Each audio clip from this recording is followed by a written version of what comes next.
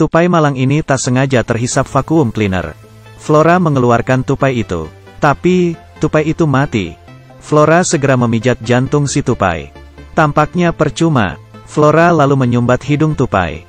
Dan memberinya napas buatan. Setelah beberapa tiupan, tupai itu membuka matanya.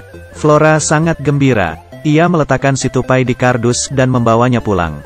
Di pekarangan rumahnya, terdapat banyak pahlawan super. Igeleman, samurai, blazeman.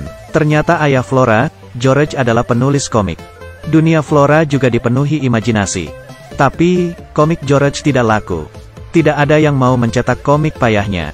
Cicilan keluarga Flora hampir tak terbayar. Hubungan ayah ibunya juga merenggang. Sesampainya di rumah, Flora menceritakan kisah komik ayahnya kepada si tupai. Tupai tampak menyukainya. Ia membaca komik sampai malam.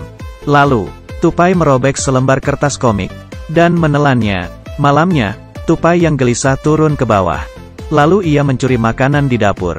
Tupai melihat mesin ketik ibu Flora, lalu mulai mengetik. Flora, esoknya, Flora dibangunkan oleh ibunya, Philly. Ternyata, muncul sederet tulisan di mesin ketik. Aku Yuli. Si tupai. Flora sangat antusias. Ia lari ke atas. Apa kamu yang mengetiknya, Yuli?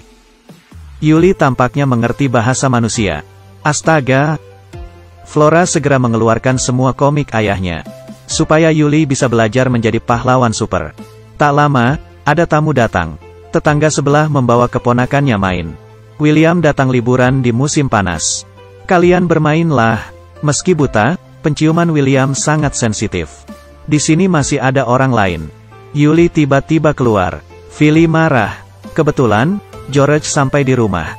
Philly meminta George untuk membuang tupai anaknya. Mereka berdua terpaksa membawa Yuli, mencarikan rumah baru untuknya. Mereka berhenti di sebuah restoran untuk makan siang. Yuli mengingatkan Flora kalau ia juga lapar. Melihat sesuatu, pelayan bertanya apa Flora membawa kucing. Ia ingin melihatnya. Saat melihat tupai, pelayan terkejut. Yuli dilemparnya ke atas. Lalu ia mendarat tepat di kepala pelayan. Koki menangkap Yuli dengan topinya. Hampir saja terbunuh. Yuli berhasil lolos dan berputar-putar di udara. Ia jatuh di tumpukan donat. Akhirnya, atap toko runtuh. Flora dan ayahnya melarikan diri. Yuli ternyata bisa membaca. Ia bisa menghafal kata. Yuli berhasil menyusun kalimat. Perutku selalu mau. Kalimat ini kurang tepat. Tapi, itu artinya, Yuli lapar. Bila Yuli diberi komputer, ia bisa mengetik lebih bagus. Hijau terang, langit yang baru. Tapi, lagi-lagi muncul kalimat. Aku sangat lapar.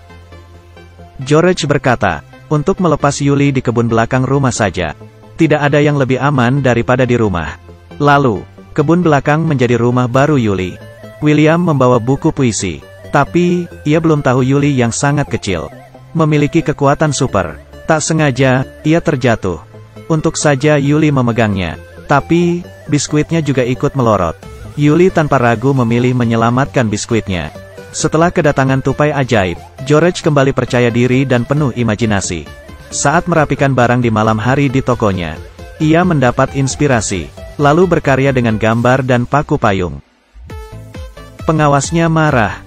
George hampir didenda. Tapi, 2 hari kemudian, bos mereka datang ke toko. Karena gambar ini viral di internet, toko menjadi sangat ramai. Pengawas segera memanggil George. Kamu harus buat satu lagi yang sama persis. Saat ini, Flora datang memberitahu bahwa polisi mengincar Yuli. George langsung memberitahunya. Aku keluar. Pengawas toko menoleh ke bos. Bos berkata, kamu dipecat. Di restoran, pengawas memeriksa kejadian di restoran donat hari itu. Ia berhasil melacak plat mobil George. Polisi pergi ke rumah George. Saat ini, Flora sedang menyelundupkan Yuli keluar. Flora minta bantuan tetangganya. Tetangganya setuju membantunya. George dan William tidak pandai berbohong. Mereka mengaku telah memasak Yuli. Polisi sama sekali tidak percaya. Kucing tetangga mereka yang galak keluar dan langsung menyerang polisi. Kucing itu tidak mau lepas. Badan polisi itu penuh luka cakaran. Tapi akhirnya, si kucing berhasil ditangkap. George yang mau kabur melihat kunci mobilnya ketinggalan di dalam. Hanya Yuli yang bisa membantu. Yuli masuk ke mobil. Setelah membuka pintunya, polisi muncul lagi. Ia membawa pistol bius dan mengenai tangan George. George buru-buru menyetir. Tapi, saat tancap gas, pintu mobil mereka patah. Aku lupa tutup pintu. Polisi mengejar mereka. Tapi, tangan kanan George lemas seperti kain. Sama sekali tak bertenaga. Ia ingin Flora membantunya. Tapi, Flora tidak bisa menyetir. Flora bertanya ke William. William berkata, "Aku buta." Flora menjejalkan tangan ayahnya ke lubang setir. George mengatur gigi dengan tangan kiri. Tapi, tangan kanannya tersangkut di roda setir. Mobil mulai oleng. Karena kini kakinya juga lemas. Di depan tampak sebuah truk besar. Untung saja, Yuli lompat dan membantu. Mereka lolos dari kecelakaan. Setibanya di rumah Philly, mereka melihat Philly menyiapkan makanan mewah. Ayah dan anak ini merasa ada yang aneh. Hubungan George dan Philly tidak baik. Tapi, kenapa Philly memasak semua ini? Ternyata, besok Philly akan diwawancara. Jadi, ia berharap semuanya bersiap. Esoknya, mereka berpura-pura harmonis dan menyambut wartawan. Lalu, wartawan melihat puisi di mesik ketik.